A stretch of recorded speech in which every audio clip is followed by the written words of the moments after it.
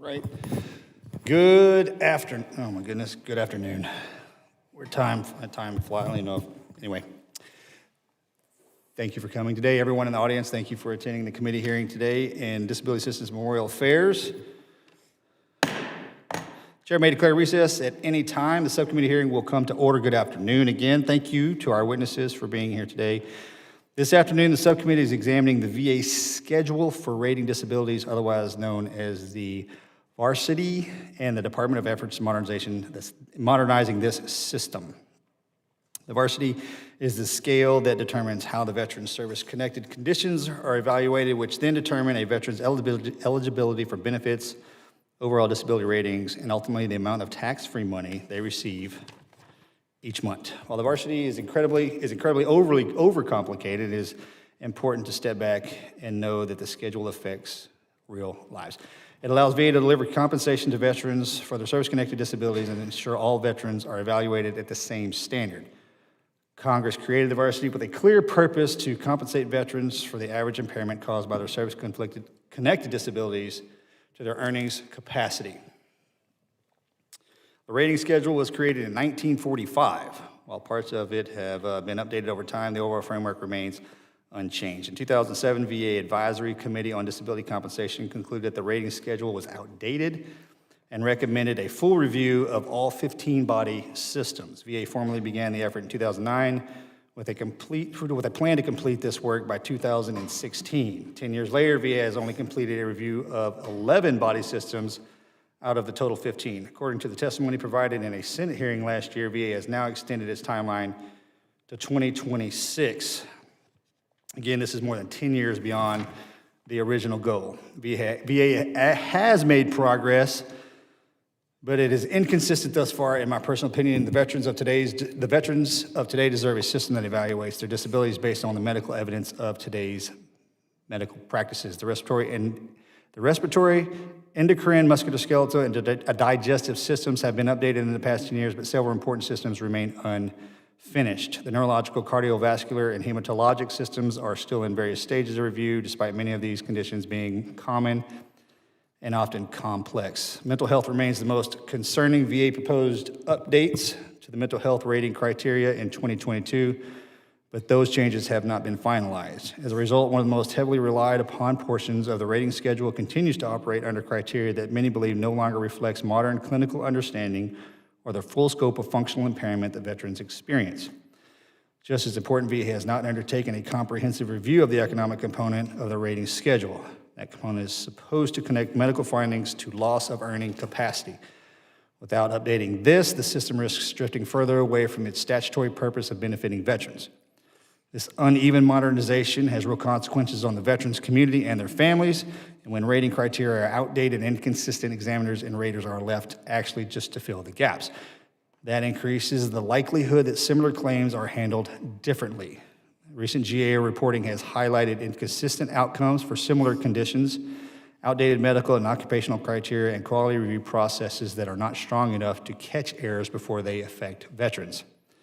VA's current quality assurance approach relies on limited samplings that often fail to identify broader area trends,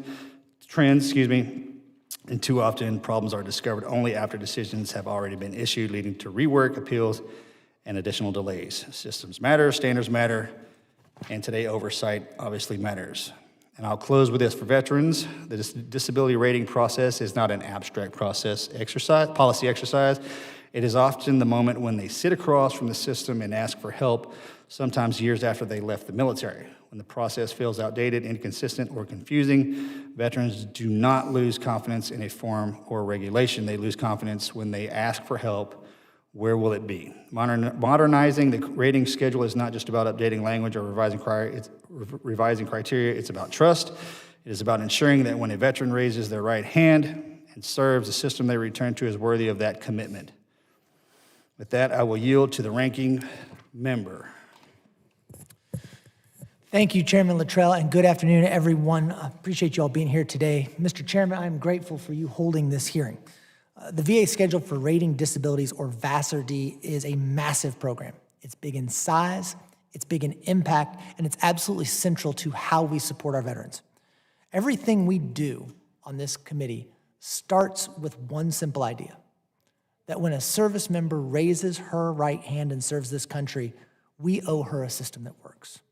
If she's injured or becomes ill because of her service, she's earned care, benefits, and services, full stop.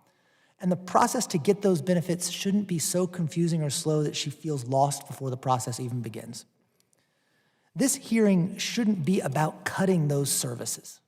It should be about cutting red tape. Veterans shouldn't need a law degree or a medical degree and a decade of patience just to get what they've earned by serving our country.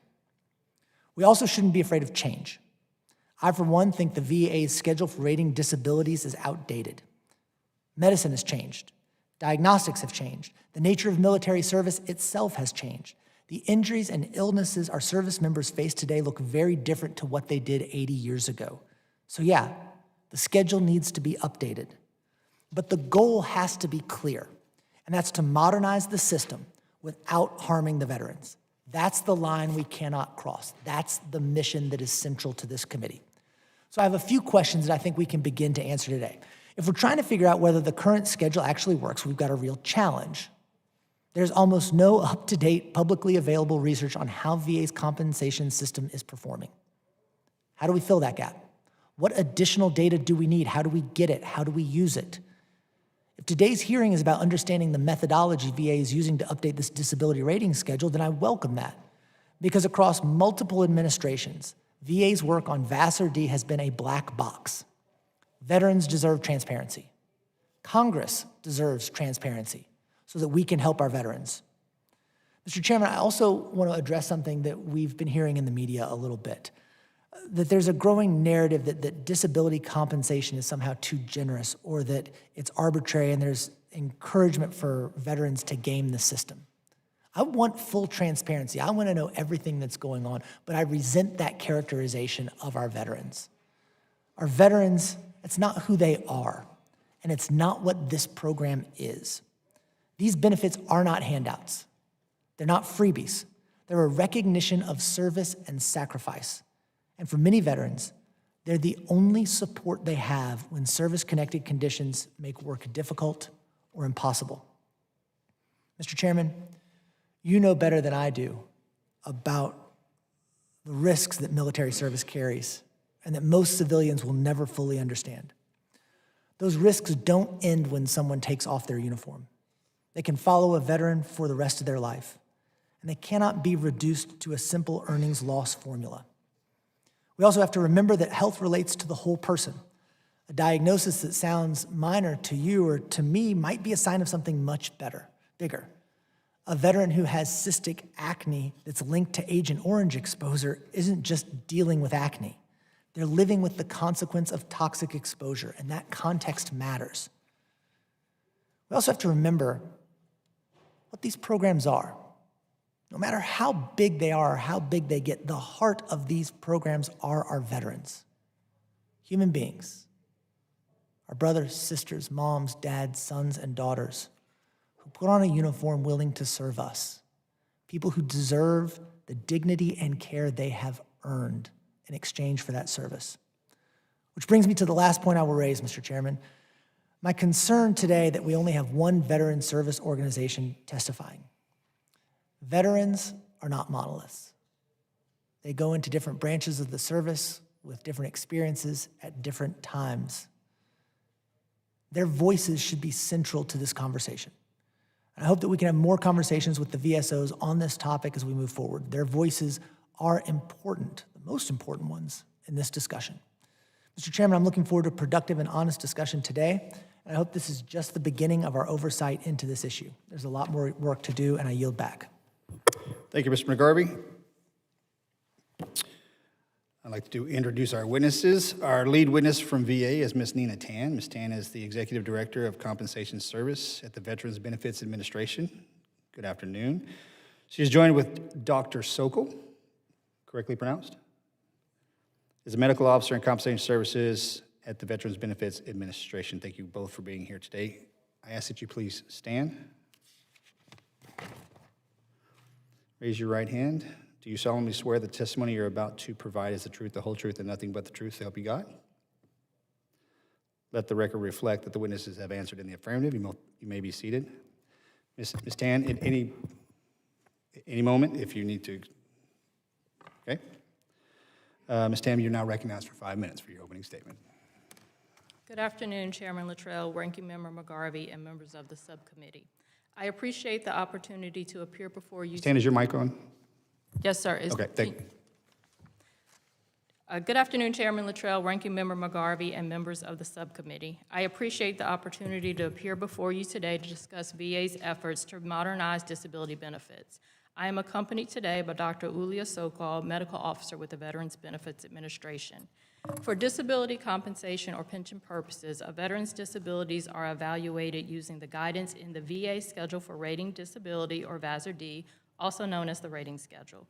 Under the authority established by 38 U.S.C. 1155, VA secretaries shall adopt and apply a schedule of ratings of reductions in earning capacity from specific injuries or combination of injuries. This rating shall be based, as far as practicable, upon the average impairments of earning capacity resulting from such injuries in civil occupations. The Secretary shall, from time to time, readjust this schedule of ratings in accordance with experience. VA is committed to updating its disability rating criteria to accurately reflect medical science, advancements, and improved technology and current terminology. These updates allow VA to ensure its disability evaluations more accurately compensate veterans based on impairments in average earning ability. While VA has made numerous changes to the VASR-D, it has not completed a holistic, comprehensive update since 1945. In 2003, the Government Accountability Office, or GAO, deemed VA's disability program high risk because VA had not systematically updated the VASR-D. In response, VA developed a modernization plan in 2009 with the goal of comprehensively updating all 15 body systems of the VASR-D. VA established work groups that included medical and VA policy subject matter experts and used the analysis following its thorough review of established medical research to begin the rulemaking process, which involves drafting and publishing a proposed and final rule for each body system. To date, VA has completed updates on 11 of the 15 body systems. Any updates made to the VASR-D are point forward in that they do not impact veterans currently service-connected for that particular condition or veterans who filed their claims prior to the implementation date of new rules. VA anticipates publishing the final rules for all 4 body systems in 3 rulemakings by the end of FY 2026, which will complete the first holistic, comprehensive update since 1945. In 2019, VA established the VASR-D Program Management Office with a mission of revising the VASR-D through rulemaking, body system by body system, in staggered cycles of recurring reviews, as well as in response to GAO's high-risk recommendations. VA has successfully met 3 of the 5 high-risk categories identified by GAO and have partially met the remaining 2 as we continue the iterative process of ensuring alignment of the VASR-D evaluation criteria with medical, scientific, and technological advancements. The rulemaking process generally takes 2 to 5 years to complete, but can take longer due to the length and medical complexity of the VASR-D proposed updates. Updates to the VASR-D require coordination to implement required claims processing changes and to provide training and guidance to clinicians on the disability benefits questionnaires and to claims processors charged with correctly applying current disability evaluation criteria. Following the completion of the first holistic and comprehensive update to the VASR-D since 1945, VA will actively pursue opportunities to update the VASR-D. In our next phase, VA plans to continue updating the VASR-D with the evolution of medical, science, technology, and treatment modalities. While VA aims to update the schedule to simplify the claims process for veterans and to promote a fair, objective, and efficient process, VA will also standardize rating terminology, incorporate the effects of court decisions, and address contemporary claims processing issues to assist claims processors charged with delivering fair, efficient, and timely benefit decisions to veterans. VA is focused on completing the first holistic change and anticipates starting the next phase of this iterative process at the end of this fiscal year. In closing, VA remains committed to modernizing disability benefits by making continuous updates to the VASR-D. We thank the committee for your continued support of programs that serve the nation's veterans and look forward to working together to further enhance delivery of benefits and service to veterans. Mr. Chairman, this concludes my statement. My colleague and I are prepared to respond to any questions that you or other members of the subcommittee may have. Thank you, Ms. Tan. The written statement of Ms. Tan will be entered into the record. We'll now move to questioning. So just, I'm going to ask some clarification questions. By the end of 2026, all body systems will be complete, and this program will be completely buttoned up.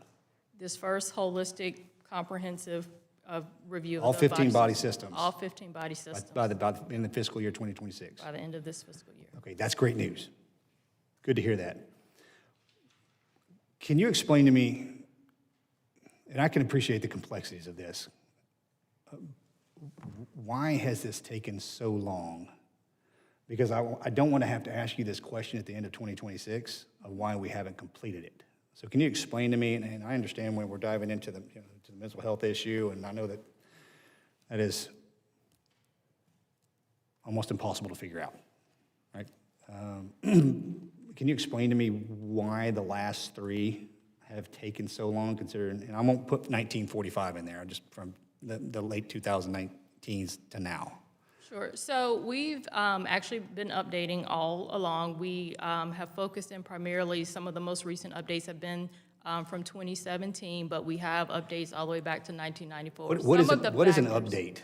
Update is through a final rule in which we are using updated medical evidence, science, technology to look at each of the body systems, as you mentioned, and we're looking at each of the diagnostic criteria that goes along with it. Where are we aggregating our data from? So we have a series of processes through our work groups and the development where we look at all sorts of data from the medical community, and Dr. Sokol can speak more about. Our medical community or outside the VA? So we use a combination. We look at published literature. We use resources from things like all the American, let's say American Heart Association, for example. We look at peer-reviewed literature, all sorts of data and information. We're bringing that internal to the VA system. Aggregated data outside and internal to the VA is all aggregated internal to the VA, correct? So when we establish a working group, we have a number of SMEs and clinical advisors, both in VA and outside of VA, and they look at current medical literature from those types of associations and things of that nature. So they're bringing all of that data in. And we do have clinicians, not only in VBA and compensation service and our MDO office, which you're familiar with, at VHA, and those are some of the sources who then look at the available data and evidence, and they pull that into the process. Where we currently sit with the advancements of machine learning and artificial intelligence. So we're open to exploring how we can bring technology into this process. I think we have a unique opportunity. We haven't done that yet? Not in the process of VASR-D modernization. But why not? Because the world around us is. Sure. And you may not be able to answer that question, but I know somebody in your department who I'm going to call as soon as this hearing's over with to ask why implementation of AI and ML is not in this rating discussion, because it makes absolute sense for it to be. And I think as our focus has been on this first holistic update, as we move into our next iteration, that's something that we're absolutely welcome to explore. And so I think there is opportunity for that, sir, and I can take that back, or if you please do. I'd actually like to have an answer to that. It makes more sense to me now in an understanding of how machine learning is effectively changing the dynamics of how we interpret medicine. Because I can assure you our veterans will be very pleased to know that we can do this in a matter of milliseconds, in a matter of months and years.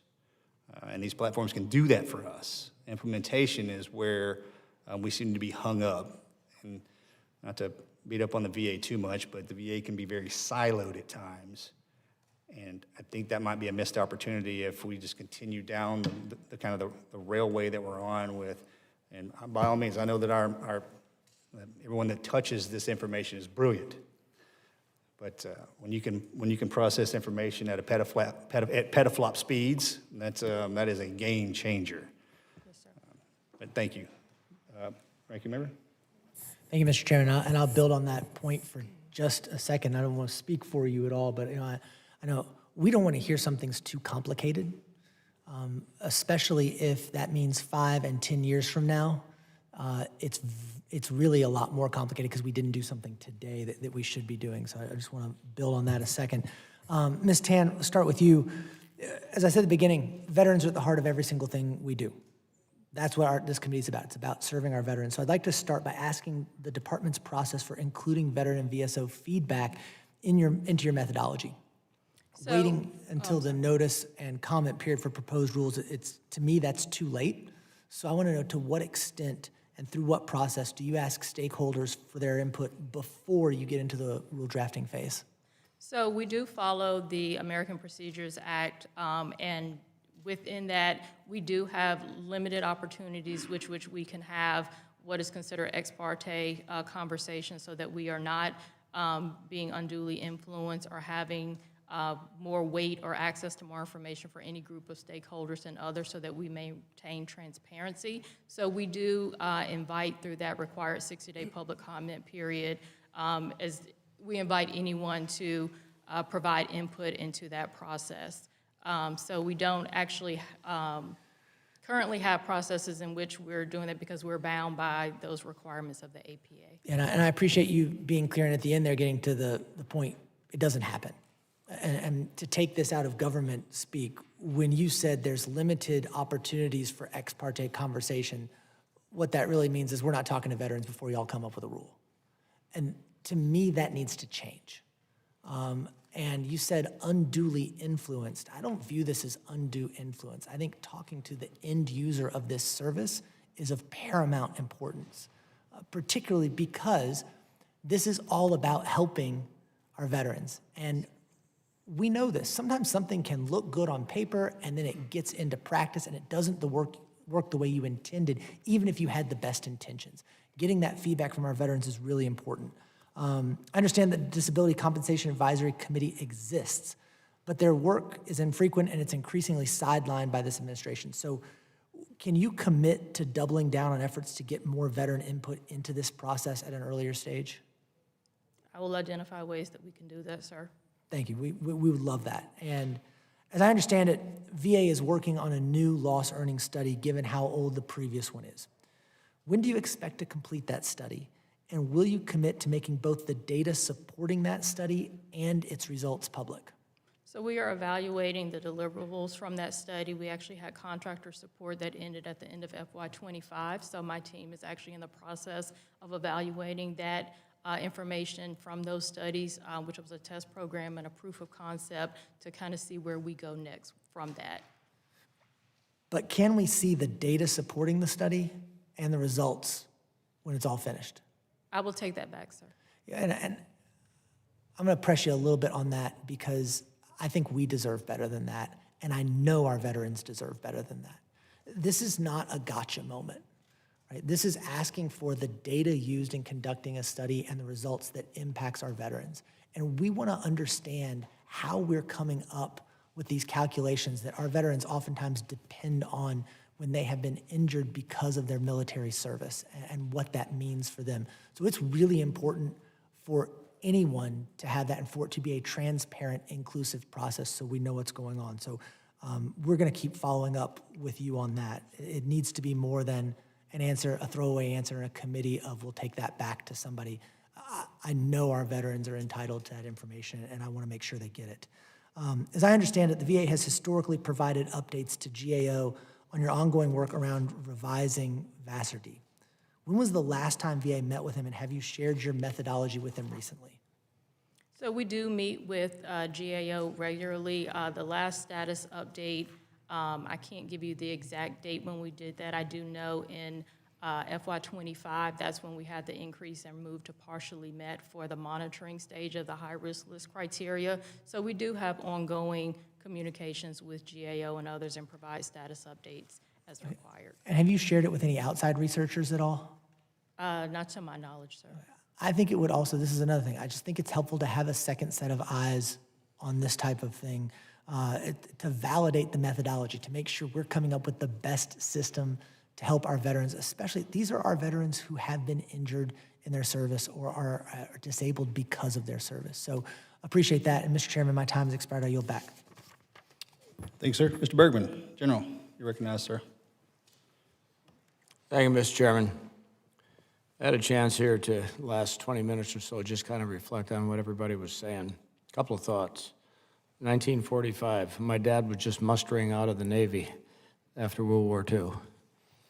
Okay, and I think about his last endeavor before he passed some 40-some years ago was he was a volunteer driver for the county VSO to get the veterans to the VA hospital over by the Minneapolis airport. And I think about my parents, what they went through in their Depression and then World War II, but we're using the date here, 1945, in current data. Scares the hell out of me in some ways because it means we didn't change. And someone said a couple of different ways, it's complicated. Yeah, and as life is tough, but it's tougher when you're not exactly embracing it every day. It gets more complicated. It's like a ball of bureaucratic string that was built over time. Nobody knows where it starts, where it ends. All they know is it's this big ball of string, and it's a reason to say no.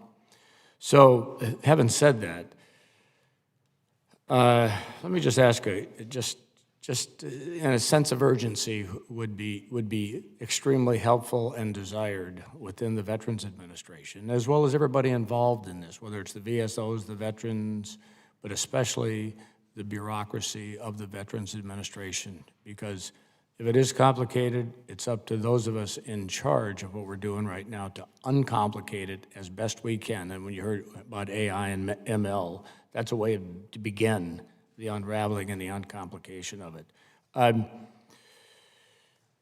To what extent do outdated portions of the VASRD, do you even use that in a pronunciation in an acronym, VASRD? VASRD. Yeah, boy. Varsity, huh? As opposed to the junior varsity? Okay, You got can it. just say rating All right. schedule, sir. To what extent does the outdated portions of it make it harder for the VA to consistently and accurately evaluate modern, complex conditions among younger veterans? Because we know, based on the nature of war, the injuries that were received in World War I, World War II, Korea, Vietnam, Desert Shield, Desert Storm, OAF, OEF, have changed because of the nature of the fight, the survivability, et cetera, et cetera. But are we getting rid of the outdated stuff? I mean, regardless of timelines, do you really think when all is said and done, this will really be reflective of the types of injuries that our veterans are receiving in conflicts today? Yes, sir, I do. As part of our updates, and again, to be clear, it's not that we have not updated since 1945. The systemic and holistic update has not been completed, but we have updated body systems, diagnostic codes, and we do remove outdated terminology. We remove outdated testing and things that are not accepted in the medical and clinical community. We remove instances where there may be subjective criteria, and I'll use for an example in the proposed rule for the neurological body system where some nerve paralysis could be rated by mild, moderate, or severe. Well, that's not really great objective criteria then for someone to use. So we're adding testing and objective and measurable components that help reflect the current disability picture, like you mentioned, of what our veterans are experiencing today. So we add new diagnostic codes. We, like for mental health, for example, we are proposing updates that adapt to the DSM-4. So I know you could, okay. Is there a sense of urgency? Absolutely. Okay, I guess it would be helpful if you could, you know, not today, but give us something that shows a sense of urgency, that actually shows that, because we hear it. But I can be honest with you, I don't see it. Okay? And I'll just leave it at that, and I'll yield back, Mr. Chairman.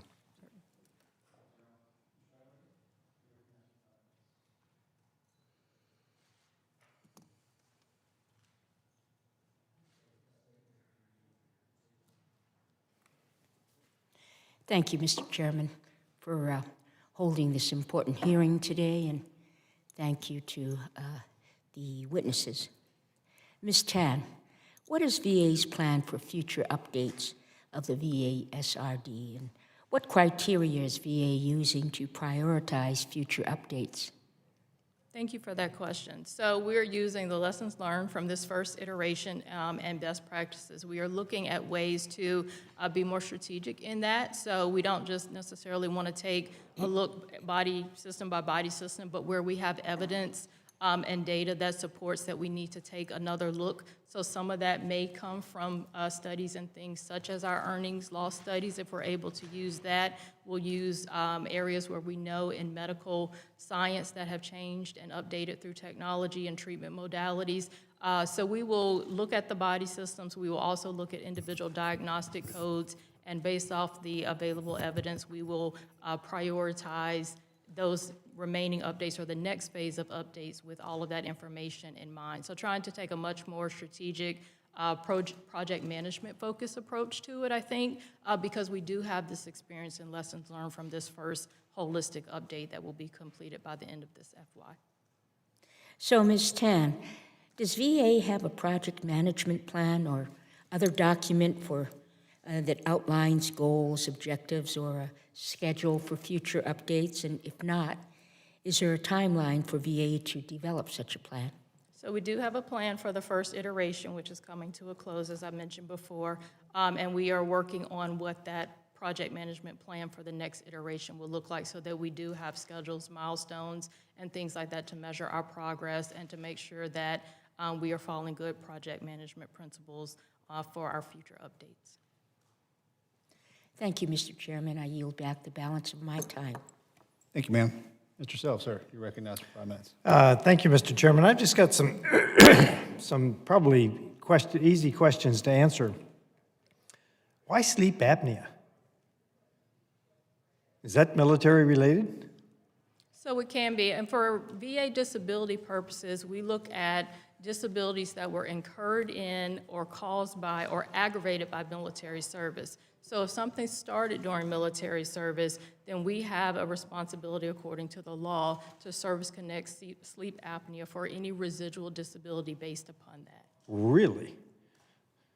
Okay. How much of this, and I realize this is not VISN-driven, but how much of this is customization that's allowed amongst the different contractors? How much of that, because we see that, I see that often, we allow too much customization across the VA.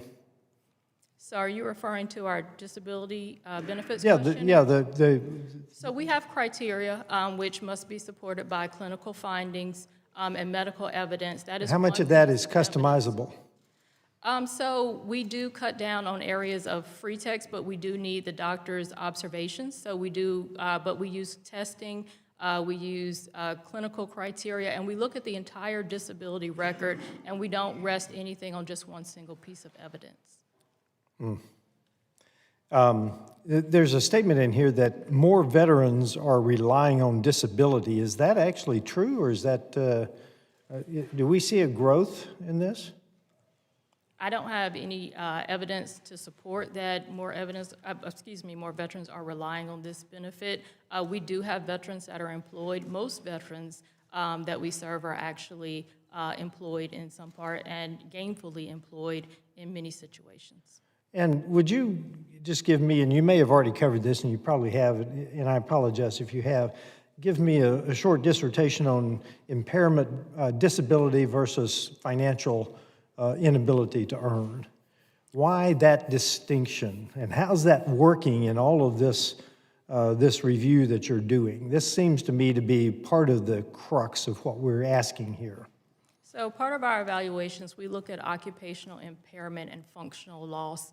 And so I think when, in VA terms, when we look at things like TDIU, which I'm sure you're familiar with, when we find veterans who are unemployable because of service-connected disabilities, if they don't meet that criteria otherwise, then we have benefits in store for that. But you could very easily have an 100% service-connected disabled veteran who is able to work. For us, and disability and 100% evaluation does not mean unable to work in many situations. So disability compensation does not mean that a veteran cannot earn wages, that they are unemployable. It means that based off the residual impairment, VA finds them to be 100% disabled because of the severity of their disabilities. Right, and how are you going to apply either one of those really to mental health, which is a growth industry, as we know? Mental health amongst veterans is rampant. How is that working with mental health? Because it's a little bit different than physical impairment. Certainly. And How are you going to apply that? I'm going to ask Dr. Sokol to address that because she's done a lot of the work in that area. Good afternoon. Currently, the portion of the rating schedule which addresses mental disorders is in the final stages of its publication as a final rule. We did publish the proposed rule several years ago, which received overwhelmingly positive feedback from the veterans community, from clinicians, and that is because we adhered to the latest approach to assessing the functional impairment due to mental disorders, which is outlined in great detail in DSM-5, which is the governing document for all psychiatrists and clinical psychologists to assess the level of functional impairment due to mental disorders. And in this new portion of the rating schedule, we will be able to adequately address the level of functional impairment and corresponding occupationally significant disability. And we're looking forward to publishing it by the end of the fiscal year 2026. Okay, and real quickly, what has the toxic exposure law done to this examination, this review of your disability criteria? I will ask Ms. Tang to weigh in on this question, please. Just quickly, I'm out of time. Sorry, sir. So we have a process by which we look at toxic exposures through our military, I'm sorry, it's called the MEESC, it escapes me right now what that group looks at, but that's a separate group that looks for things based off our presumptive conditions, Right. based off the codified requirement for that disease process. So we look at those slightly differently based off exposures and what the science and evidence shows based off that exposure data. And you've made my point, it's more complexity. I yield, Chairman. Thank you, Mr. Self.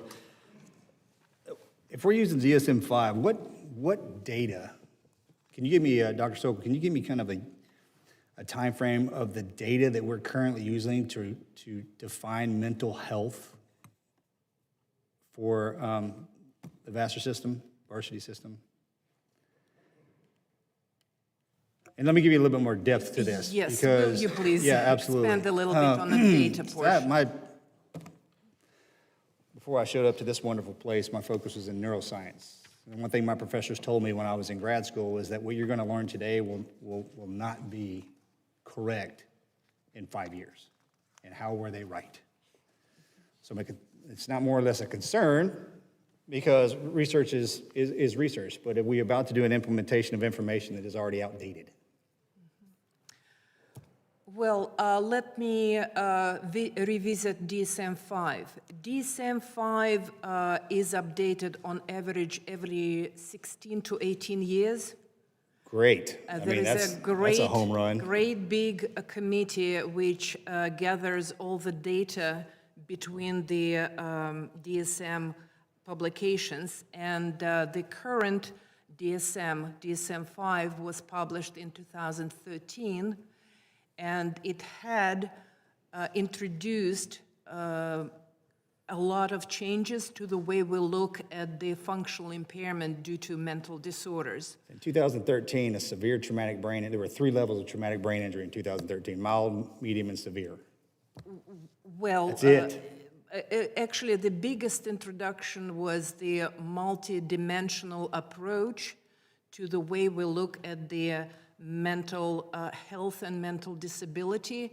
And those multidimensional approach means that all of us are built the same way, and there are a certain number of domains of function, such as ability to interact with others, cognition, self-care, and so on and so forth.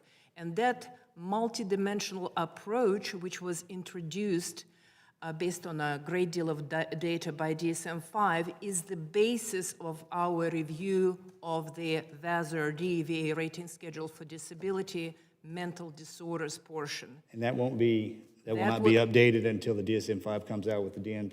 It will be updated by the end of FY26.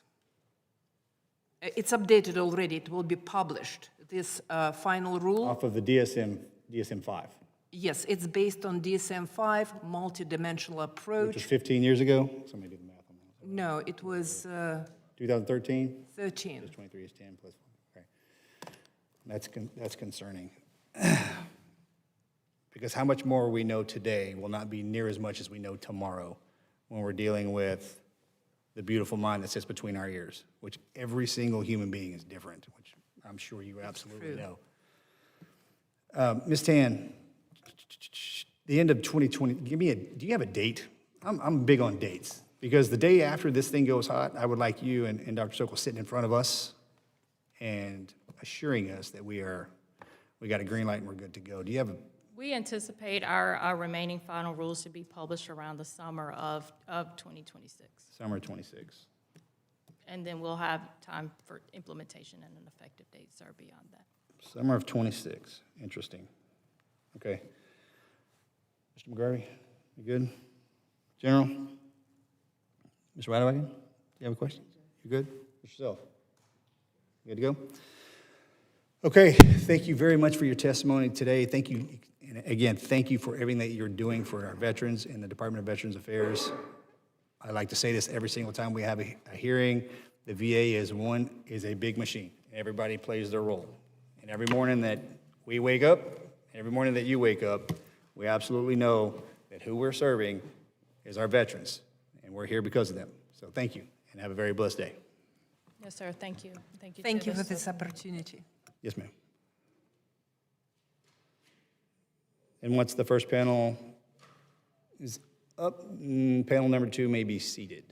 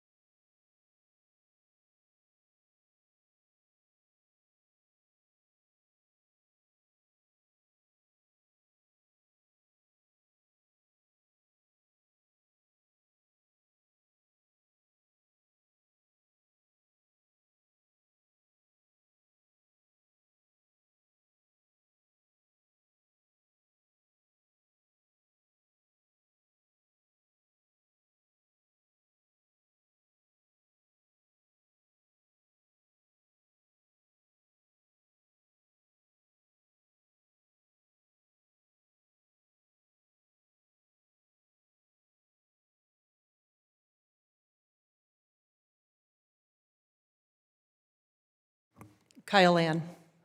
Yes.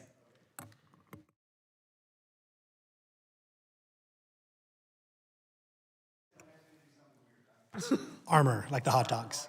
Yeah.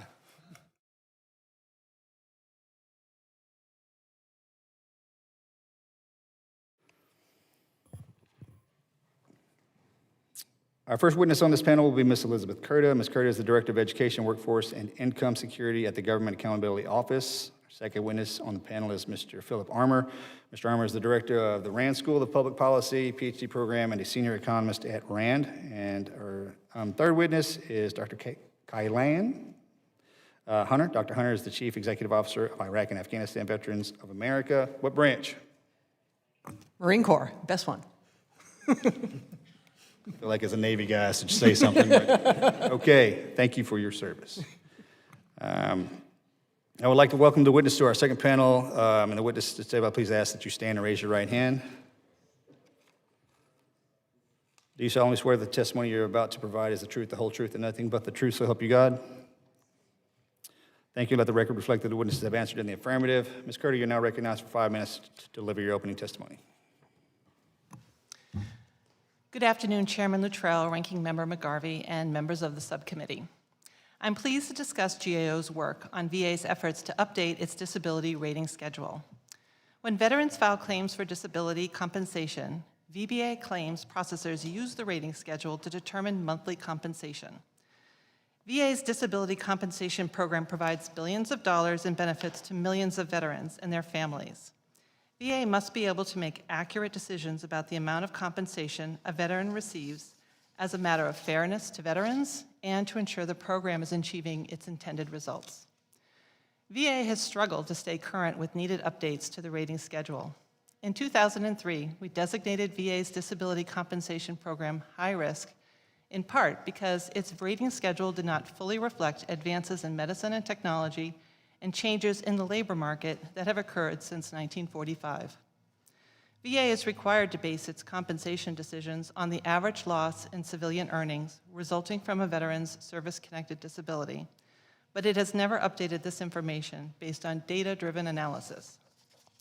My testimony today discusses VA's progress on updating the medical and earnings loss information in the rating schedule, as well as remaining challenges.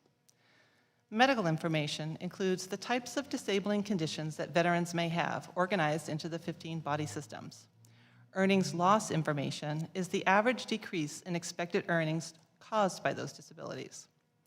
VA has taken positive steps to improve the process for updating medical information. In terms of progress between 1945 and 2009, VA mainly focused on updating the rating schedule with new medical terms and criteria for determining a condition's severity. In 2009, VA embarked on an ambitious effort to comprehensively update both medical and earnings loss information. These changes included establishing an office to plan and oversee these efforts. VA has also begun making plans for a 10-year cycle for updating the medical information to more systematically consider advances in the evaluation and treatment of medical conditions. Since 2009, VA has completed updates to the medical information for 11 of 15 body systems. And after years of fits and starts, VA has also begun testing its own earnings loss studies. VA is testing how the department could produce earnings loss data and update the rating schedule with this information. However, VA still faces challenges keeping its rating schedule up to date. It is yet to complete comprehensive revisions for 4 body systems. VA's attempts to revise some of these systems have been going on for years. In addition, information about how veterans' disabilities affect earnings loss remain a major gap. It is uncertain whether or when VA will complete these studies and use the information to update the rating schedule. Going back decades, VA and external studies have evaluated the average loss of earnings for veterans with service-connected disabilities and suggested that not all veterans were being equitably compensated. For example, certain external studies suggested that veterans with mental health conditions were being undercompensated. As of today, VA has not updated its rating schedule with earnings loss information. Consequently, ratings determinations for all earnings loss calculations remain based on information from over 8 decades ago. We've been monitoring VA's efforts to fix these problems through the lens of our high-risk list. As of 2025, VA has met 3 of the 5 criteria for removal from the list. It has shown leadership commitment, developed an action plan to address root causes of its problems, and has been monitoring its progress. To have this area removed from the high-risk list, VA must continue to meet these 3 criteria and fully meet 2 more: capacity and demonstrated progress. Capacity involves things like identifying and applying the resources needed to implement its plans, and demonstrated progress means VA is accomplishing its goals and objectives for updating the rating schedule. Ultimately, without a rating schedule that fully reflects present-day medicine and changes in the labor market since 1945, VA may overcompensate some veterans while undercompensating others. This concludes my prepared statement, and I'm happy to address your questions. The written statement from Ms. Curdy will be entered into the record. Mr. Armour, you're now recognized for 5 minutes. Chairman Luttrell, Ranking Member McGarvey, and members of the committee, thank you for your invitation to testify. As a labor economist, I research how health conditions impact individuals' ability to earn income and on the design of disability programs. Today, I will focus on 4 points related to the economic effects of disability and describe implications for VA disability compensation. By statute, VADC benefits consider veterans' earning losses from service-connected disabilities, not just a medical rating of impairment severity. The most recently published VA-commissioned earning loss study was in 2008. Although there have been more recent studies, none of these studies have incorporated modern disability research findings, specifically how different elements of disability programs can independently impact earnings. Evidence from other programs shows that cash and non-cash disability benefits do directly affect earnings, but no research exists on how VA's programs impact today's veterans' earnings. Updated earnings loss studies that incorporate research on today's veterans would inform more accurate disability ratings. Alternatively, a move toward individualized disability determinations could also increase accuracy and eliminate the need for detailed earnings loss studies, but would require statutory changes. To zoom out, in disability studies, there is a distinction between impairment and disability. Physical or mental conditions can lead to impairment, a reduction in the functioning of a body system or structure, which can be diagnosed by medical professionals. Disability, however, relates to how these conditions lead to limitations to societal participation. And for many disability programs in the US, there's a focus on how impairments lead to work disability, specifically reduced earnings capacity.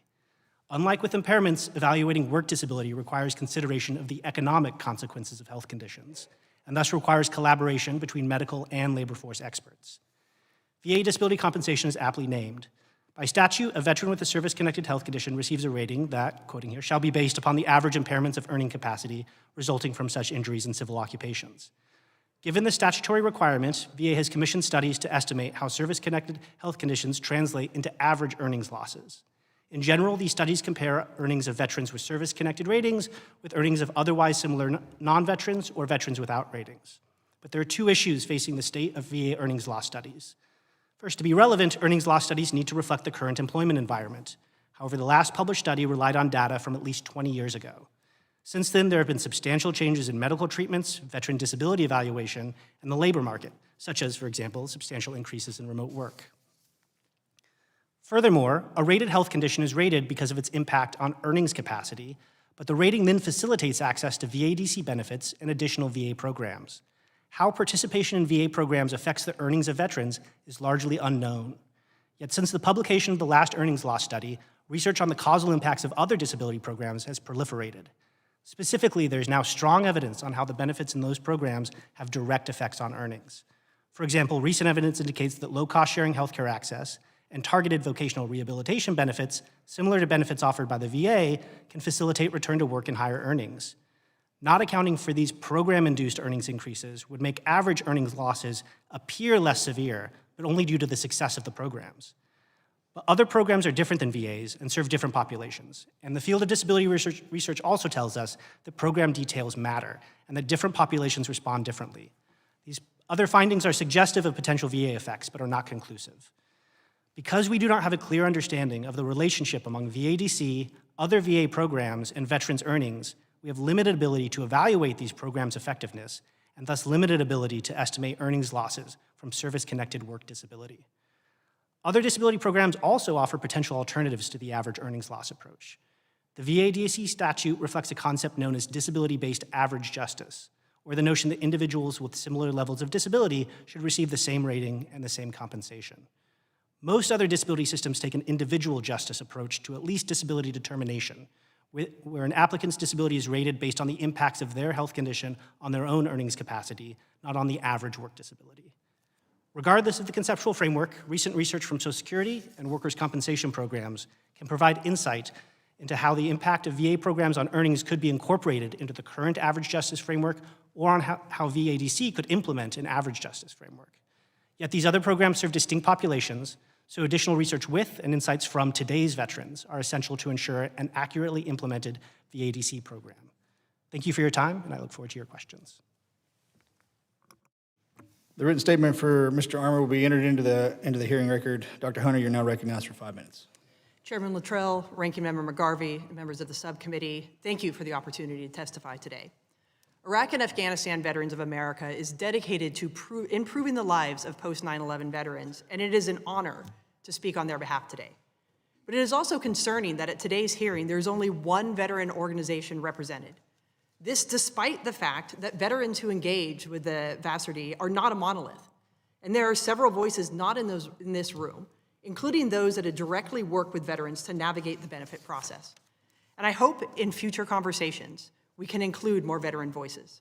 Modernization should be done with us, not merely on our behalf. Veterans Affairs is currently undertaking a process of modernizing the VASRD, attempting to reflect both the realities of injuries experienced by service members and advancement in medical science. The modern veteran population faces conditions and occupational realities that were not examined in many of the previous efforts. For example, traumatic brain injuries, toxic exposure, military sexual trauma, and complex mental health disorders are central to the post-9/11 veteran experience and have a significant impact on veteran quality of life and long-term employment outcomes.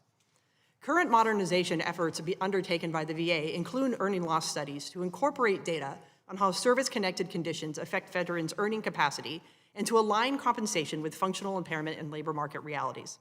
However, there remains virtually no transparency into how these studies are being conducted and whether or not they truly reflect the complete reality of the veteran experience. Earning loss studies may provide us useful data, but are in an incomplete lens to view the problem. For example, the Congressional Budget Office study on disability compensation focused only on male veterans, despite the fact that when this study was conducted, women made up the fastest growing group of veterans. And we do have significant evidence to show that women veterans, even when fully employed, have different earnings than their male peers. As a representative of the generation that has seen the largest increase in women's service, this shows why it is critical that veteran voices are included at the table to ensure fulsome and essential studies. And while the VASRD shares some similarities to other disability compensation programs, there are fundamental differences between veteran and civilian populations. Military service impacts the human body physically and mentally in ways that few civilian occupations ever will.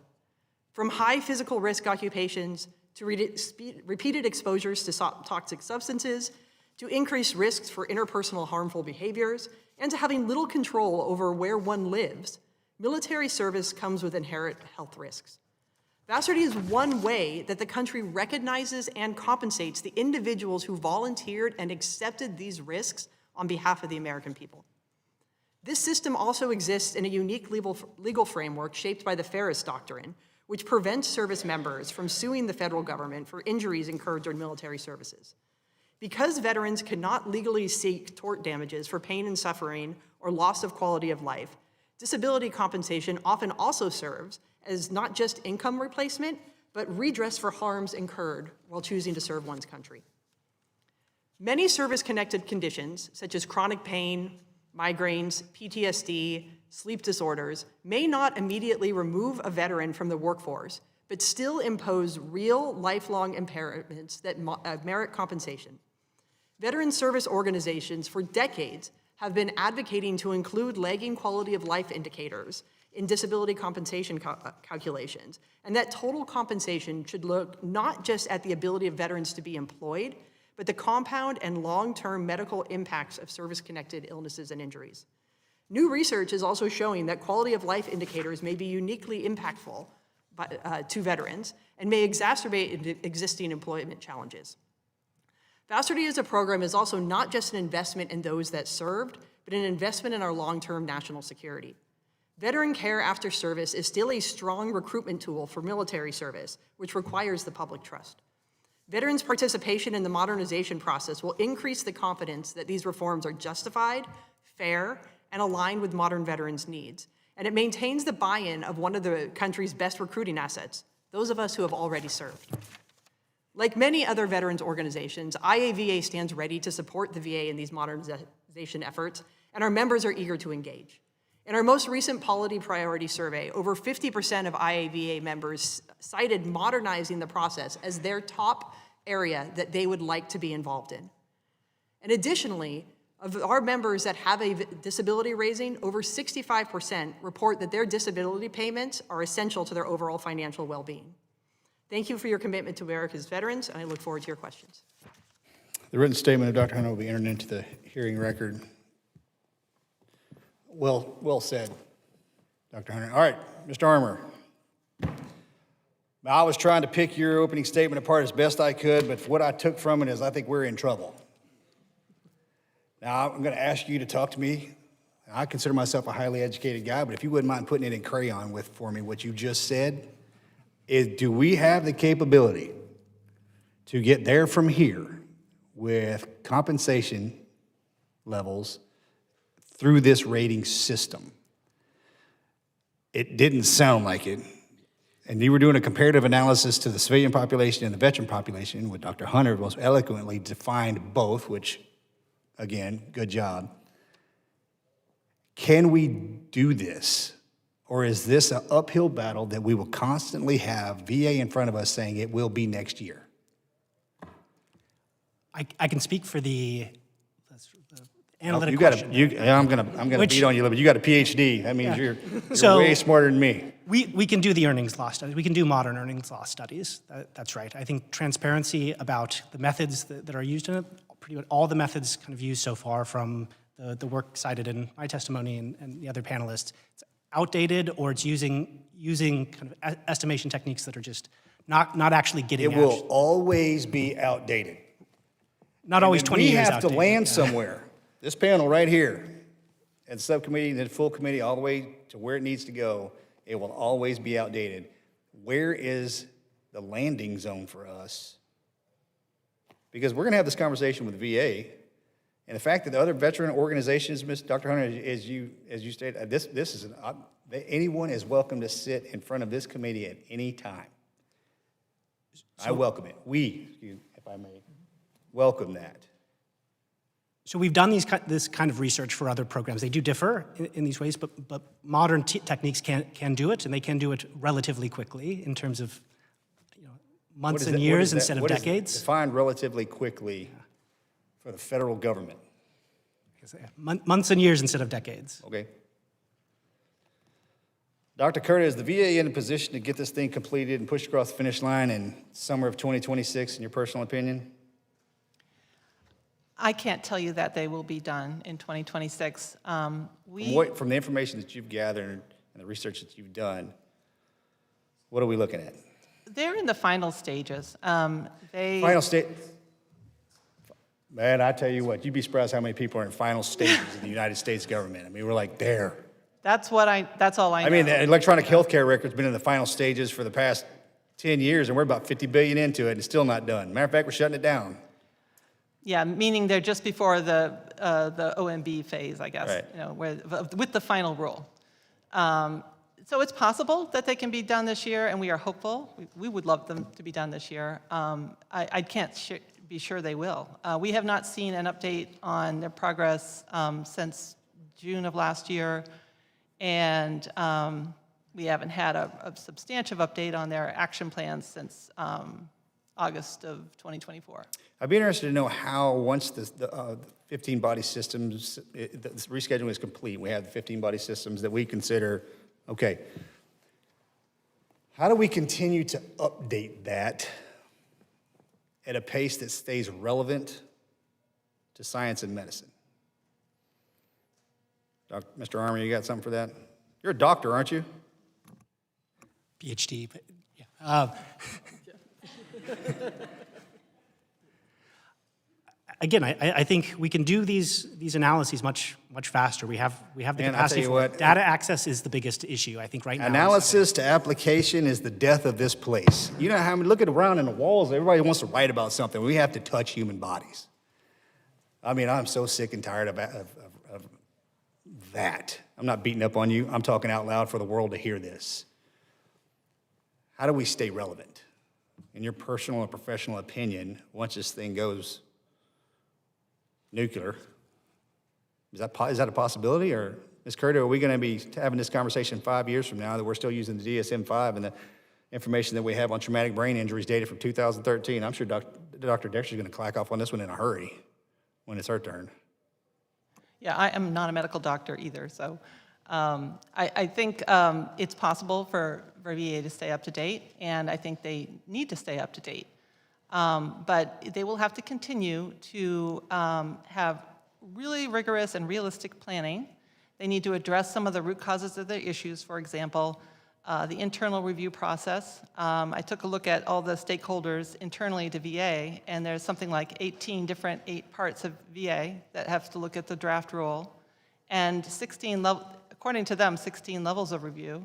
Then once you're done with that, there's external parties. There's something like 11 external parties that they review with. So it is, I mean, the complexities is mind-numbing, but it is so important for us to figure this out, the Department of Veterans Affairs, figure this out, because it is the veterans that are feeling the pressures. Mr. McGarvey, you're recognized, sir. Thanks, Mr. Chairman, and I'm just going to pick up on what you were just saying, Dr. Armour. I used to work with a lawyer who would say, a handle expression, he said, you can get it fast, good, and cheap, pick any 2 of 3, right? Figure out what is the best and fastest way we keep up to date.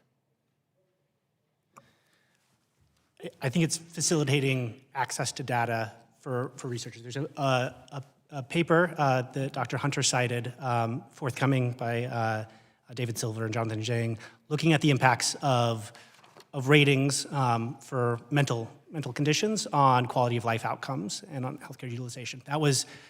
It's a phenomenal project. I think that represents the current state of what research can do in this field. It's entirely limited to outcomes that the Veterans Health Administration has access to. Where's the lag in data coming from? So I can't speak to specifically the internals of that study. I think in general, getting linkages between VBA and VHA to occur is pretty much impossible to have happen. Let alone the other aspect of this, which is the earnings law studies. Those data generally need to come from the Social Security Administration, which has, they will not export individual data, but kind of will allow for some MOUs to understand it. Setting those up, facilitating that enables research to be done, kind of the good research, and yeah. Can I comment on that? Yeah. VA actually has in place agreements now with the Social Security Administration and the IRS and some other entities to do that kind of data exchange. So they have made progress in that area. I just wanted to point that out. Well, it sounds like we still need to have some progress in that area. And one thing we need Jarrell's help on, and I can tell you on this committee, we're not going to accept the idea that we can't do this, because I think we can. Dr. Hunter, do you want to say something? Yeah, I'll just add to the conversation. Yeah. And I will disclose, Phil and I were colleagues until just a little while ago here. There's also a big issue in the transparency of these studies being done. We hear a lot that VA is making these, having these MOUs, doing all of these data, but they're doing it in a black box, which doesn't allow for either organizations like RAND and other FFRDCs to actually do reproduction surveys or do the data or do the studies faster, often through tools, or for VSOs to validate and understand, are you actually representative of the entirety of the population? And we end up with studies like the CBO does that excludes the fastest growing part of our population. So data transparency coming out of the VA is one of the biggest blockers to being able to do these fast and accurately. That should be something we should be able to help fix a little bit, I would think, Mr. Chairman. Dr. Hunter, I'm going to go over to you. Thank you for your service. Appreciate that. I want to get away from, we've been out of government speak now for a solid 3 minutes. I hope we can stay in this zone. I'm just going to ask you point blank, do you think the VA disability is overly generous right now? No. Okay. Have you spoken with anybody who does? No. Okay, good. What would you say to someone who thinks that veterans who receive VA disability are somehow taking advantage of taxpayers or scamming the system? I would first say that when you raise your right hand to serve, you make a contract with the United States, and that is that we put our lives on the line 24/7, and as a result, we are to be taken care of for the time when we are done. And I think that contract you make when you raise your right hand and give yourself to service is both a legal and a moral obligation that we have as a country. I want to ask you about the statutory mandate for the basis of disability ratings. The law says, quote, "The rating shall be based upon the average impairments of earning capacity resulting from such injuries in civil occupations," which is wonderful statutory language. Say, you get injured in the service, we're going to look at your disability rating based off a civilian counterpart. And it's that civil occupations part that concerns me, because military occupations do not always line up with civilian occupations. You yourself, Dr. Hunter, you were an attack pilot on a helicopter. I'm not sure there's a civilian equivalent for that type of job. I haven't found it. I was looking for it for a long time. I haven't found it. I don't think it's there. And and whether it is a Navy SEAL, whether it is an artillery crewman, we're going to have trouble lining these up. So, Dr. Hunter, how do you compare injuries and illnesses that happen in military service with civilians? They're not comparable. The military service, as I stated, there are physical risks that are unique. There are mental and psychological risks that are unique. There are environmental risks that are unique. And one of the biggest areas of sort of divergence between the civilian and military occupations is that military service members have very little to no control over where they spend their time, what environmental factors might be around them, what they are exposed to, the types of injuries they may receive. And so a lot of the research that is done on the civilian side also includes some opt-in, right? Some buy-in to whatever career path they choose to be in terms of how those calculations are done. The military, that is also removed, which goes back to some of this contract that there is a volunteer to do whatever the country asks of you to do, and both the type of injuries and the environment in which those injuries might take place are divergent in medical aspects as well as the moral contract that we have made with the country. Thank you very much. I do think that how, when, and where the injuries occur are often important in military service, just as the injury itself. So, Mr. Chairman, I'm out of time. I yield back. Thanks, sir. General Bergman, sir, you're recognized for 5 minutes. Thank you, Mr. Chairman. It's really fascinating to sit here and listen to the discussion back and forth, because I sense everybody here is, no matter what role you're playing, either you're sitting out there in the crowd, we're all here for the betterment for veterans' outcomes, which is a good thing. Not necessarily in Washington, D.C. can that be said in every hearing room, but I'll just leave that for a discussion of a different time. I'd like, and this is a generic, it's not a generic question, it's a specific question for any of you to respond to. To what extent do silos currently exist that inhibit the breakthrough results and the speed at which we need, the change that we know needs to occurs? Would anybody like to address however you want to address silos? Yes, there are silos that exist that prevent the speed of things getting done. Okay, in that case, so we agree that there are silos. I think that's not a surprise. Is the level of understanding of that those silos exist, let's say within the Veterans Administration, to acknowledge they exist and then deal with the fact that, do they need to exist? Is it additive in a positive way for the outcomes? Because sometimes we have to work to get things done, but if we work too long in a silo, we don't share the information. So as the Veterans Administration looks at their reorganization of the VISNs, which was just announced in the last month or so, do you believe that a part of being able to speed up the process here towards positive results, it would be a positive effect to however it's done, break down, re-wicker, whatever you want to call the silos? Sir, I'll answer that one, and I'll answer it both from now as a CEO of a veteran organization and someone who was a public policy researcher before coming into this role. Absolutely, and particularly breaking down the silo between the VA and veterans in this research. One of the things I learned very early on doing public policy research is that numbers are all great and fine in the spreadsheet, but the rubber meets the road when you engage the population that whatever you are researching is going to be impacting. And so breaking down that silo, it'll allow information to get to the VA faster about the reality of what is happening to veterans rather than waiting 10 years of the study. Talk to us, ask us, we can tell you that very quickly, as well as allow for a more robust and rapid updating of the system to meet the realities. We talk a lot and we hear in the news all the time that warfare and the type of modern warfare is expanding at this exponential rate. We have, whether it's advancements in technologies or the change in the type of enemies that we have.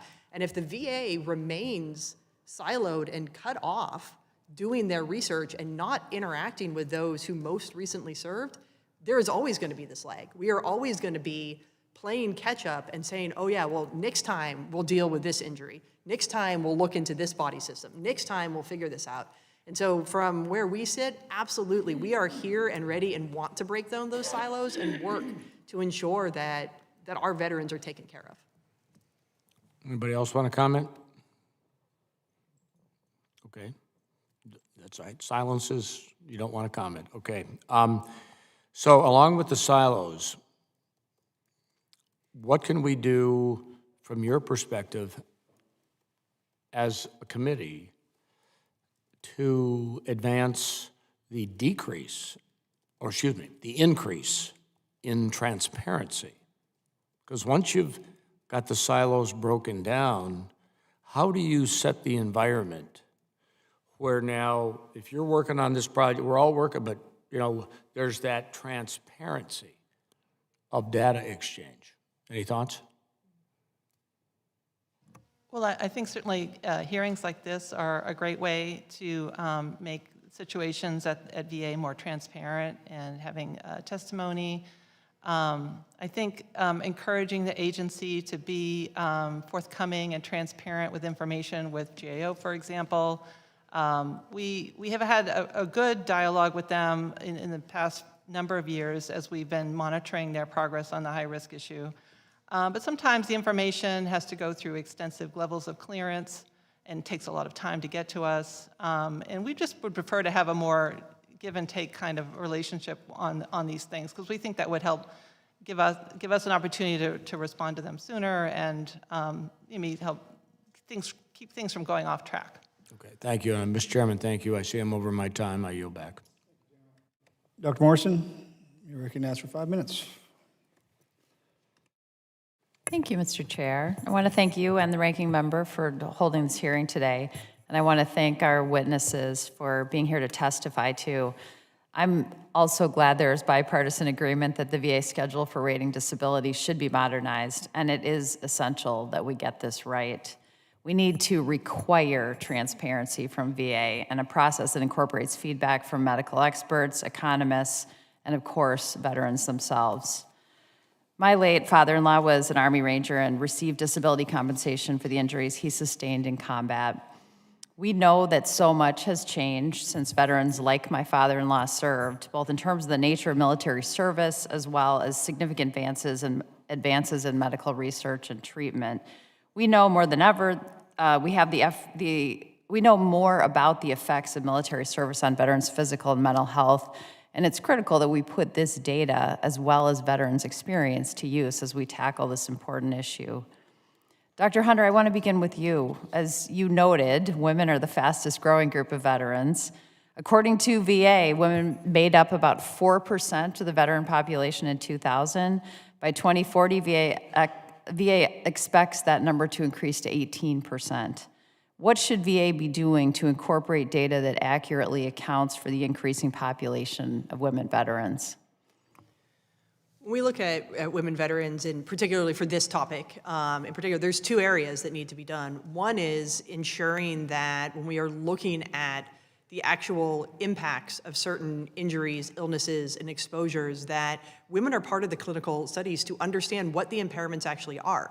There is a long history of medical research excluding women, and so we are basing women's conditions off of what men have experienced. And we know that women aren't just little men in this regard. So actually doing the clinical studies to understand the impact on women is essential.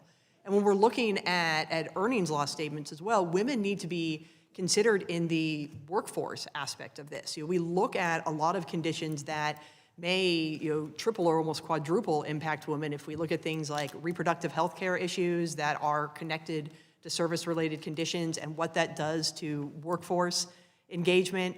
We also have a whole host of new issues since women have been involved in ground combat of the musculoskeletal systems that have not been studied. And so we cannot make accurate determinations without knowing that, and which is why, again, the veteran community stands here willing and wanting to be involved. I appreciate that, and thank you for bringing reproductive health care and its impacts into it. As an OBGYN myself, I think that's critically important. Dr. Hunter, in your testimony, you mentioned that post-9/11 veterans are more likely than previous generations to endure experiences that contribute to diagnosed mental health disorders, both from the psychological and physiological perspective. Traumatic brain injury, toxic exposure, and military sexual trauma are all factors that have to be considered to meet the needs of the modern-day veteran population. As we continue to learn more about these various forms of trauma, how these various forms of trauma affect a veteran's quality of life and economic prospects, what role do veteran service organizations have to play in ensuring the needs of the veteran are reflected in any proposed changes to the rating schedule? Thank you so much for bringing up the mental health side of this too. And I think VSOs have 3 or 4 big areas that we play. One is we are the frontline touch points with veterans. As IAVA, we conduct multiple surveys a year to understand the experiences in closer to real time than any of these VA studies can be done. And so if we want to know how this is impacting people, we can tell you. We actually have that data. When we talk about data sharing and transparency, we can get it to you in a much faster way.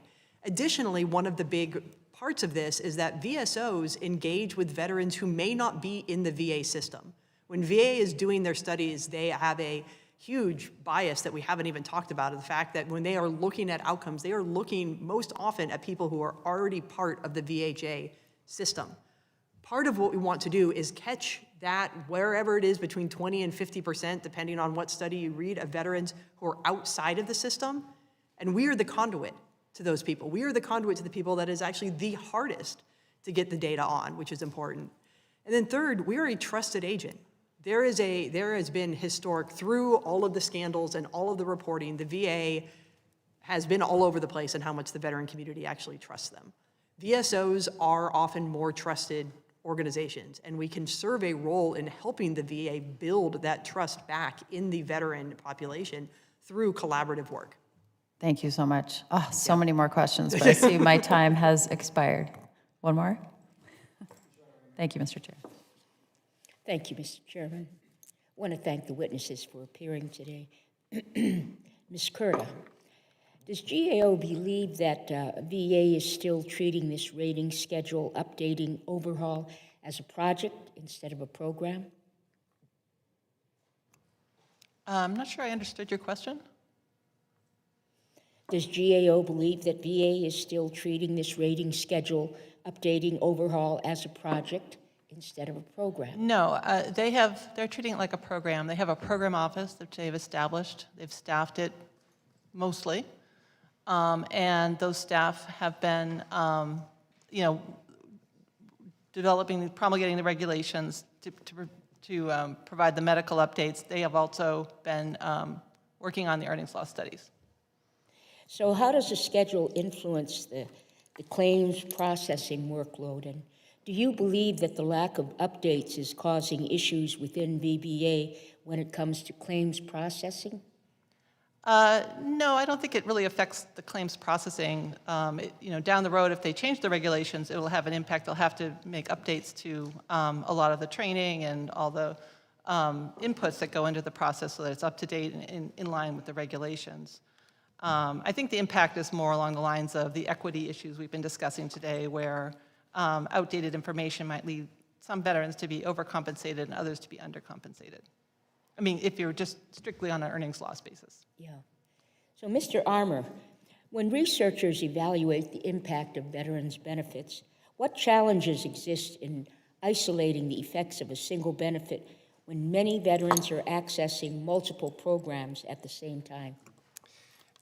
There's a lot of challenges with that. That's actually a fundamental concern here, is that we don't have a sense of why some veterans access certain programs at different times, and thus the impacts that program participation in those programs has.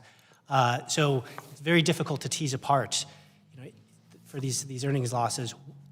Was it vocational rehabilitation, the VR&E services that went into it? Was it kind of the access to VA healthcare being priority group 1 through 3 that had an impact, or is it just fundamentally the health condition itself improved? These are all things that are, from the data alone, are quite challenging because we just don't have an evidence base on the impacts of these programs, or also like how benefits themselves sort into using them. So I guess I'd leave it at that. Thank you, Mr. Chairman. I yield back the balance of my time.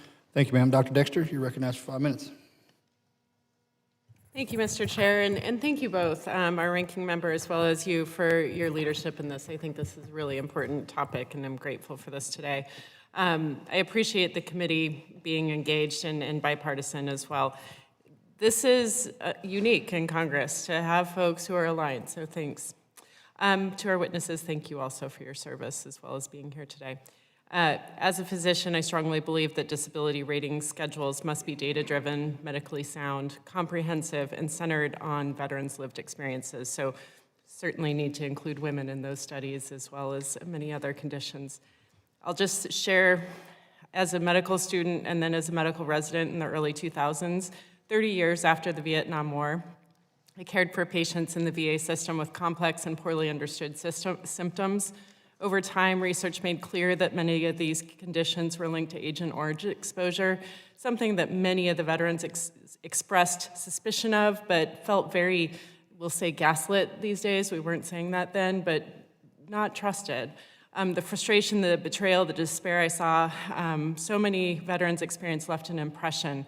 It also showed how long it can take for science to catch up to exposure impacts and why ongoing monitoring and research are essential.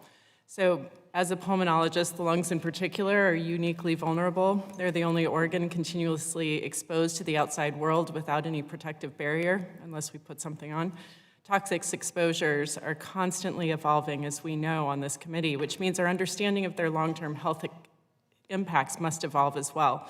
So first, for Mr. Armour, you noted, or Dr. Armour, sorry, you noted that the last VA Commission's RAND studies were conducted more than 20 years ago, before much of our current understanding of toxic exposure, PTSD, and traumatic brain injury were available.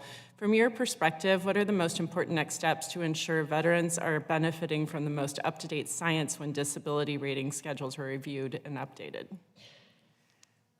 I mean, just updating those earnings loss studies, and in particular, like bringing in kind of the things, the issues that we've observed from other disability programs to address. Like, I think those modern techniques. Yeah. And just to follow up on that, that is sufficient, you think, for the science to catch up as well? So I'll speak as an economist on what the economic angle would be sufficient. Okay. I think that would check that box, but I'm not a physician. No, of course, and obviously it's an unfair question for many of you. I'll just state that we need to have ongoing evaluation and iterative evaluation of our medical information in the same way that I hear you arguing for economic information. The second question, I'm proud that my bipartisan bill to strengthen the Veterans Readiness and Employment Program, the VR&E Act, with a lot of support from people here past both the House and Senate, and I'm continuing to work to better support VR&E counselors. Mr. Armour, can you speak to the role of rigorous research in evaluating and strengthening VR&E and what this program can tell us about earnings losses associated with service-connected disabilities? I can tell you, I think there's tremendous potential to learn those things. I think the current state of research on it is such that it's very difficult to identify the causal impact of those services. That there are, there's the VR&E longitudinal study is one sort of study that's been going on for a stretch of time, but again, it's sort of a study that doesn't use modern methods in comparing kind of people who did get services versus those who didn't, and the subsequent outcomes. So I think that there are ways in which there's a lot of potential to find out for whom it's working, and what those impacts are. We just don't have that evidence base right now. Very good. Not good, but obviously you've expressed the need for implementing change to how we collect data. And so, Dr. Hunter, Disability rating decisions must be grounded in sound medical evidence. Proposals to lower disability ratings based on whether a condition is treated raise serious concerns for me. Take obstructive sleep apnea as an example. When untreated, it can worsen hypertension, heart failure, and significantly increase risk of heart attack and stroke. Trying to lower ratings to treatment could discourage veterans from seeking care, which puts their health at risk and may ultimately cost more for the VA, as well as cost of productive life years for those veterans. Dr. Hunter, from a veteran's perspective, can you speak to the concerns around lowering disability ratings based on treatment status? Yeah, so in addition to what you mentioned about it potentially discouraging veterans from getting care, there is also the very real thing that we need to look at about treatment for veterans who may not live close to VA systems. Like I'm out in the West as are you, and for me, I get all of my care at the VA, and I often have to travel 3.5 to 5 hours, depending on the weather conditions, to get some specialized care. If we say, well, you're getting care, you're not getting compensation, the other thing that we have to look at is how does that remove people from the workplace? What is the added stress and time and hardship that is put on an individual, which is something that needs to be looked at as the total overall compensation, and we don't want to say we are correcting one issue and making a bigger problem, which is why these updated studies need to be done. Additionally, what it doesn't take into effect is the long-term impacting quality of life issues that arise even if a condition is considered treated. There still is often a lagging quality of life indicator, and I actually encourage the committee to encourage the VA to look at studies coming out of Australia and Canada and Israel where they actually include verified quality of life measures into their veterans disability compensation programs that have had had results of actually improving workplace outcomes through addressing the fact that there were initial quality of life concerns, and just through the redress payments from those, you end up having much better long-term economic outcomes as well. Thank you. I appreciate your patience. Yes, ma'am. Mr. Self, you're recognized for 5 minutes, sir. Thank you, Mr. Chairman. Ms. Curta, I was very curious that the management of disability compensation claims has been on your high-risk list since 2003. And yet you said that August of 24, January, February, and June of 25, you got a lot of input. Can you estimate how much of the advances they've made happened since August of 24? Just a rough estimate. That I can't tell you much. I would say it's not true that's the first time we've heard from them. We actually have been talking to them pretty frequently since about 2019, but we saw progress more in more recent years. It took a while. We went through a process of deciding, okay, what are the root causes of these issues? VA came up with root causes. They developed an action plan to address those root causes. The first version was more like a list of stuff we've done. It wasn't a plan. So then they had to go back to the drawing board and come up with a plan that had milestones and goals, and it ended up being something we thought was an actionable plan. And they had something they could monitor the progress against. So it's been a multi-year effort, and it hasn't all been since 24. Well, I would ask you, what can Congress do to help GAO? Because not just in VA, but across the government, you have hundreds and hundreds of reports that haven't been acted on by many of the departments. So I think Congress ought to be looking at GAO, how we help you to get things implemented. Now, let's go back to your 5 criteria for removing them from the GAO high-risk list. They've met leadership commitment, action plan, and monitoring. Less so in capacity, which is basically resources. It's not capacity, it's resources, and demonstrated progress. Well, we've got a saying in Texas, when you look at the 3 that they've met, they're still fixing to do something. Yes. So they haven't done, logistics is everything. If they haven't provided the resources for the capacity to do it, then they're not going to demonstrate progress. So I think this is a very telling chart that you've given us, that they really need to do something now that they've made the commitment, apparently. And And then, Dr. Armour, you talked about individual versus average justice. You spent a lot of time on that with the Social Security. Now, Social Security Administration supposedly has outdated computers, old coding, and yet you basically said that the Social Security Administration does a far better job individualizing plans. Can you kind of talk to that?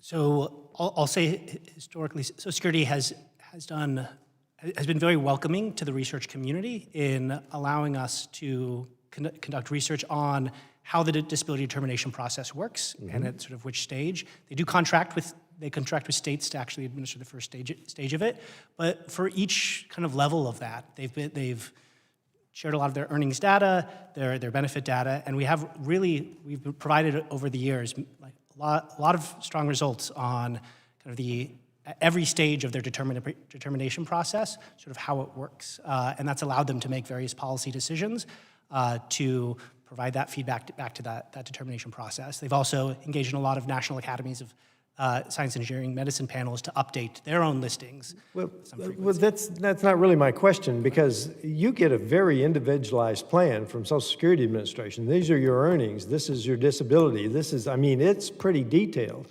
and it's individualized. And yet you say that VA uses average justice sort of model. And yet we spend a lot of time individually, and part of that is the problem. We have 66% of claims have errors, and 44% of all, I've forgotten the data, but I mean, we have a tremendous error rating. Why is that if we're using average justice as opposed to individualized? Because it looks to us as though we spend a lot of time with the individual. Can you explain that? I can speak to how Social Security does this and how they separate the determination process into two steps. One is a listing of impairments. These are conditions that are sort of severe enough that through medical evidence alone can determine that there's a disability. So there's like that, and they have an all or nothing determination as well, is another thing that makes Social Security a little clearer. But then if there is not that listing of that level of severity, then it's an individualized assessment that they have, and it's a residual. It's trying to estimate functional capacity at that individual level, and so they've done spelling things out for the things that can be easily spelled out, and then having an individual assessment where they see people's earnings leading up to it. They have physicians comment not just on the medical component, but on the functional capacity component, and then they have a lot of oversight of that particular process. Okay. So they've split apart that decision instead of trying to schedule everything. Thank you very much. I think that's something we might do a deeper dive on. Chairman, I yield back. Thank you, Mr. Self. Go ahead. Thank you, Mr. Chairman. I just want a couple of quick follow-up questions. Ms. Curta, earlier I asked VA if they would commit to sharing their methodology with you. Would you be receptive to that? Absolutely. Perfect. And beyond sharing methods and data, is there anything more that you would ask of VA to better provide oversight, accountability, and quality assurance in this rating schedule? Just quicker turnarounds on things when we ask for information, just instead of having to wait a long time for clearances and stuff, just get it to us. If it exists, they should be able to provide it. Thank you. And one common theme between the first panel and between you all seem to be these silos of information. These silos are terrible things that I think are hurting our veterans. They are holding information and keeping it from people who need it when it should be shared. It should be transparent. Dr. Armour, you talked a little bit about this, and we seem to be dealing with several information gaps, in part caused by some of these silos, which leads to non-existent research, out-of-date data sets. What other sorts of basic research need to happen? And does it make sense to have that before people start talking about radically changing the VA compensation system? I think given the state of knowledge on the economic consequences of sort of VA benefits, we just don't have a lot of publicly available research on today's veterans and today's system. So I think, yes, kind of more research. And in particular, I think it's not wildly complicated. I think it is sharing the existing data that Social Security has, that VBA, that VHA has together could provide, if that were more widely available, if more research could be conducted on that in a way in which there's transparency and comment so that modern techniques could be used. I think that would answer a lot of questions very quickly, again, if things moved transparency and sharing of information. I like it. Mr. Chairman, I yield back to you.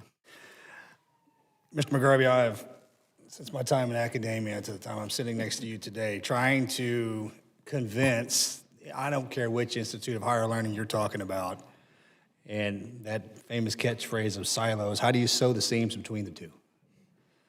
And who will have the willingness to open, in my personal opinion, the VA should be the premier institute of research on the planet. The amount of information that is inside of the VA system. And they've always been, since I've had the opportunity to work alongside the VA or with the VA, very protective of us, the veteran community. That information is some of the most cherished data on the planet. And everyone's knocking on the door saying, please let us engage with you to share this information so we can move any kind of information forward. And VA's always been very reluctant of that because who's going to fall on the sword? Who's going to take responsibility if there is a breach and the information is gone or lost or taken or worst case scenario?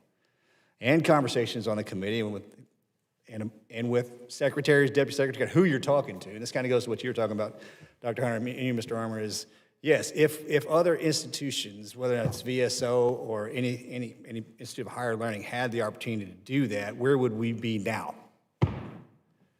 And I've been having this conversation for 12, 15 years, so I can only imagine how long you guys have been having it. I speak to the broader research base. You guys look like you're in your 20s.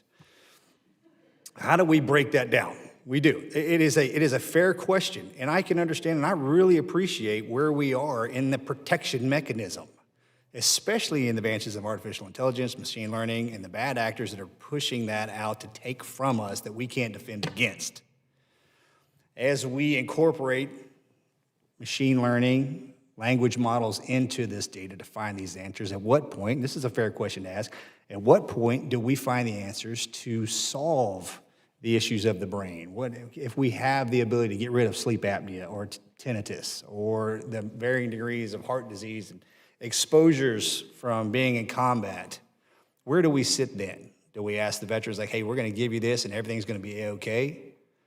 Or do we grandfather it in and we move forward into the next generation? These are discussions we're going to have. You'd be pleasantly surprised how challenging those discussions are going to be.